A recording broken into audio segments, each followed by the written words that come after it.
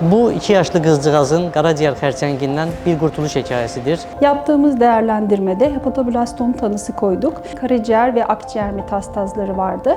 Təbii ki, bir həkim olaraq bizim də hər birimiz üzərində böyük məsuliyyət hiss elətdirirdi. Verdiğimiz kemoterapilerle %85 küçülme kaydettik ve ardından cerrahi için devrettik. Qaraciyərin sağ tərəfində yerləşmiş böyük şiş toxuması qaraciyərin sağ tərəfinin genişlətilmiş rezeksiyası ilə çıxarıldı.